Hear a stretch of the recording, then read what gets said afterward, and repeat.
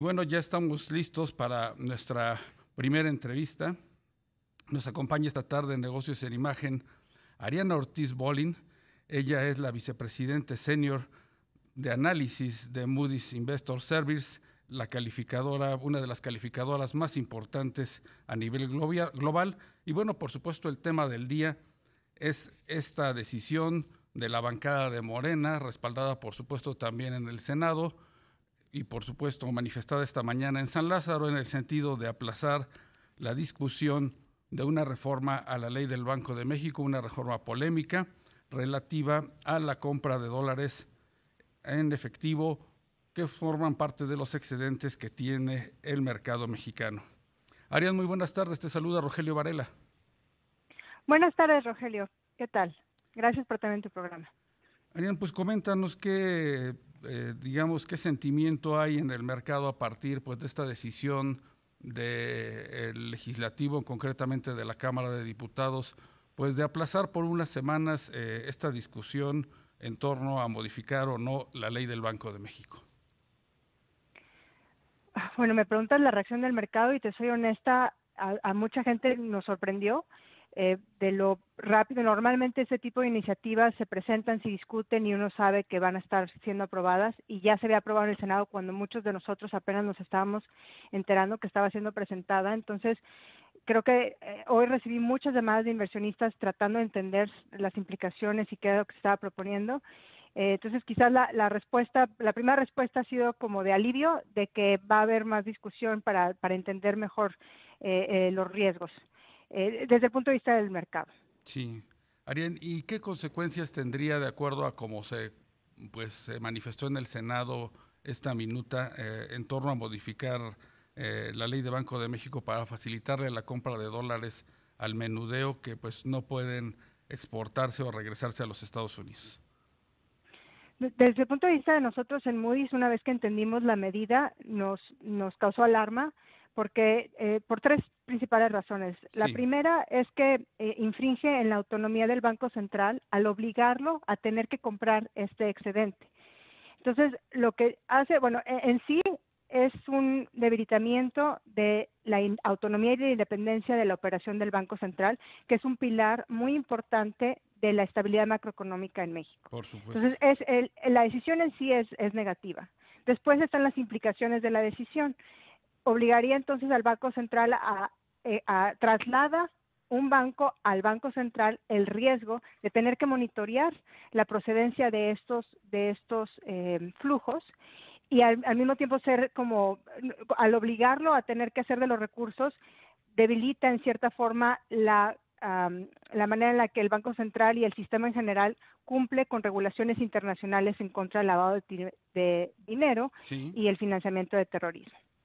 Esos son los dos principales riesgos, y ya pensando más allá, un tercer riesgo sería que las reservas internacionales del Banco Central no fueran tan fácil de canjear o de ser compradas en el exterior, porque los bancos en el extranjero tuvieran miedo de que estas reservas fueran de procedente ilícito. por supuesto, digamos que ese movimiento diario normal de la Reserva del Banco de México podría alterarse a partir pues de un análisis pues más detallado de cuál es la procedencia de esas divisas. En materia de, digamos que la calificación que pues en los últimos meses ha estado pues sujeta a una revisión, a un análisis por parte no solo de Moody's, sino de las diferentes calificadoras, ¿qué implicaciones podría tener si avanza el próximo año esta iniciativa, Arián? Nosotros en un comunicado expresamos lo siguiente. Eh, Cuando nosotros damos la calificación de riesgo soberana, evaluamos fortaleza económica, institucional, fiscal y qué tan susceptible es un país a eventos de riesgo. En la parte institucional, siempre hemos evaluado las instituciones de México como relativamente débiles en comparación con otros países que tienen la misma calificación, que es de Baa1. Débil porque el Estado de Derecho no es muy fuerte, el control a la corrupción, rendición de cuentas, etcétera. Pero Sí, esta debilidad ha sido compensada por un Banco Central fuerte, predecible, autónomo, independiente, que ha logrado cada año mejorar en cuanto a su manejo, a estar al día, ¿no?, de la sofisticación del mercado internacional y el mercado mexicano y poder amortiguar riesgos en una economía abierta y ya tan avanzada como la mexicana. Entonces, el mermar o el socavar de alguna forma esa independencia sí sería un factor de riesgo que afectaría directamente a la calificación porque estaría mermando este pilar que está contrarrestando otras debilidades que están incorporadas. Y honestamente no está eso incorporado en nuestro análisis de riesgo actual porque estamos asumiendo que esa independencia se va a mantener.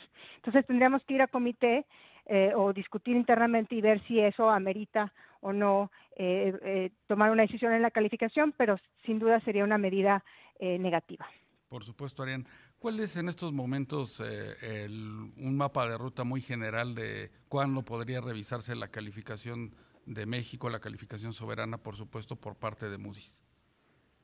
El mapa, la hoja de ruta, como la planteas tú, sigue siendo la misma y que aplica para muchos otros países. Cuando nosotros asignamos una perspectiva negativa, significa que los riesgos están más a la baja, que es el caso de México, y anunciamos que normalmente resolvemos esa perspectiva para decidir si eso conlleva una rebaja o bien quizás una estabilización de la calificación en un periodo de 12 a 18 meses.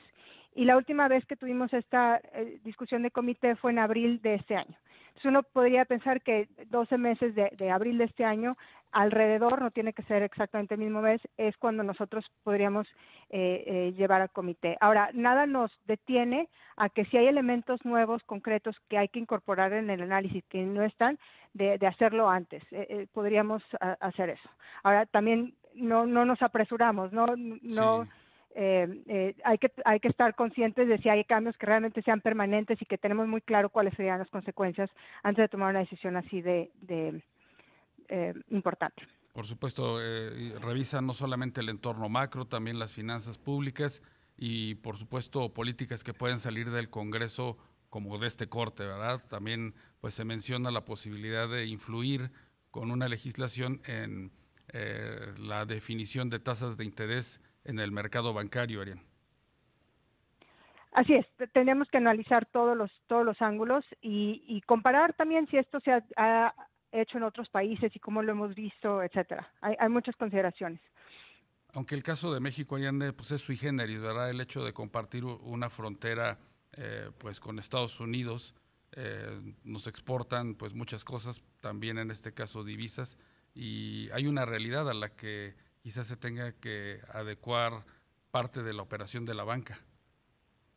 Eso es algo interesante que mencionas, porque sí tenemos otros países que cubrimos que son economías mucho más cerradas y menos dependientes del exterior. Entonces, el tipo de medidas no tienen un impacto tan trascendental como es en México, que es una economía tan abierta y tan dependiente no solamente de las exportaciones, sino de las relaciones que hay y de la integración tan importante que hay con Estados Unidos. Por supuesto, la integración que pues de alguna manera se ha acentuado a partir pues del Telecan, de este acuerdo comercial que ahora se renueva y que es TEMEC y que pues genera miles de transacciones al día en la frontera y también por supuesto en destinos turísticos, Arián.